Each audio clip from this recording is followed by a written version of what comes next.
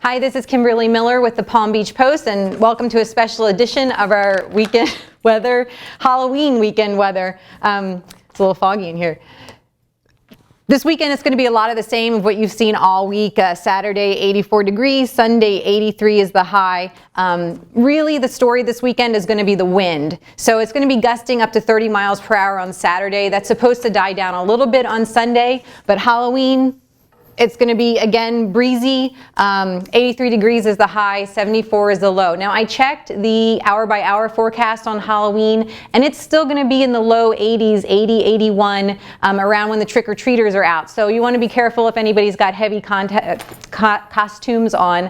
Also, Sunday is the new moon, which means it's completely black. So Monday, it's going to be extra dark out. So you want to be careful with the costumes and make sure people have reflectors on, or just know they're on a lighted street. We have breaking news right now, and today they just announced from the National Weather Service in Miami that the dry season began October 17th. Now, sometimes they announce it a little bit after because they have to go through and they look at dew point temperatures, how much rain has fallen, and really whether we've seen an end to the summertime afternoon pattern of thunderstorms. And they decided that did end October 17th, which is the mean date actually for it to end, and the dry season will run through mid-May. The mean season for the rainy season to start is May 20th.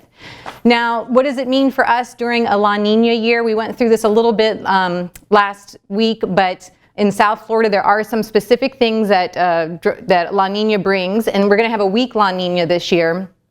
For South Florida, it means drier winter and a warmer winter. But also specific is we have a higher risk of rip currents typically during November because we have really strong southeasterly, northeasterly, easterly winds. And then that'll die down some and then pick up again in March and April. Another thing, we have severe weather, not as bad as with El Nino, which we saw last year. If you remember, in January and February, we had not an outbreak of tornadoes, but we had some EF1 tornadoes go through South Florida.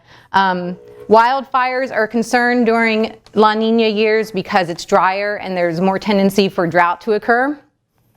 And freezes are still possible during La Nina years, even though it's warmer. And because this is a weak La Nina year, what happens, we talked about it last year, is the jet stream doesn't quite make it down. Now, if it does sometimes make it down to South Florida, that Arctic air will be pulled down. And so we can get a freeze, normally more around Lake Okeechobee, not near the coastal areas. Now, it's still hurricane season, and we got this little guy down here near the Yucatan Peninsula. He is getting only a 0% chance of development, so I don't think we have to worry much about him. If anything came of him, it would be named Otto. But it's a good reminder that hurricane season does run through November 30th, and we have had storms that hit us in November. We had two. One was in 1935, and it was unnamed. It was actually nicknamed the Yankee storm because it had this really weird route that came from like the north and came down and hit Miami.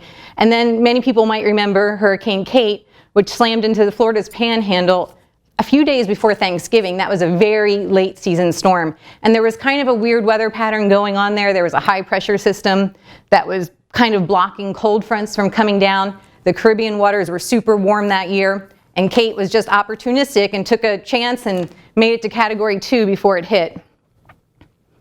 It did quite a bit of damage, and actually the Apalachicola oyster crop was decimated that year. Here are the storms that have hit Florida in November that made landfall. There's been a lot more storms in November, but these are the ones that made landfall. There were 2 hurricanes and 4 tropical storms. So it's just something to think about. Everything's dying down, you know, in November. It's winding down. The hurricane machine is turning off, but there's always still a chance, and especially because our waters are super warm this year, we're probably going to have the warmest year on record, beating 2015, which beat 2014. So just don't let your guard down quite yet. The next thing that's super exciting that's happening November 16th is the GOES-R satellite is launching. This is the wrong GOES-R from Ghostbusters. The GOES-R satellite is the state-of-the-art NOAA satellite. They haven't launched a GOES-R, which actually I have my notes here because it is stands for Geostationary Operational Environmental Satellite R series. They haven't launched one of these in about 7 years. This is going to have extra special cameras on it that are going to be able to actually peer into the heart of tropical cyclones and have much better image quality, 5 times faster and 4 times better image quality. So this is what we'll be able to see, and this is how fast we'll be able to see it, and this is what we get right now, so fewer images. Now this is important because it's going to help with judging hurricane intensity, and hurricane intensity and rapid intensification is really a problem right now with forecasts. We do really good on the track forecasts, but not rapid intensification. We saw that with Matthew. Just recently it went from a Category 1 to 160 mile per hour Category 5 storm in less than 24 hours. They were not expecting that. They even said in the discussion that it was going to have little development in the next 24 hours. And when it did develop, they said none of the models were predicting it.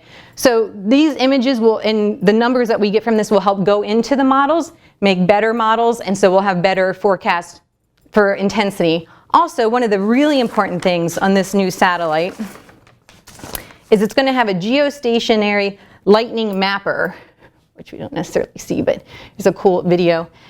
And this is going to be able to see lightning from cloud to cloud and ground to ground from space. And this is important because lightning strikes are a precursor and kind of a precursor to severe weather, especially tornadoes.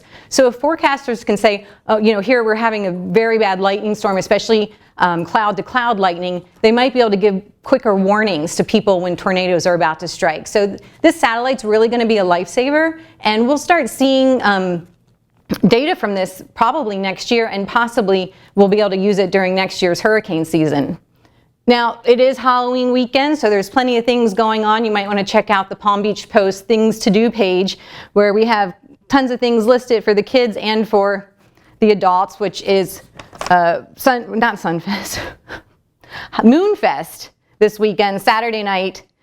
So check that out if you dare.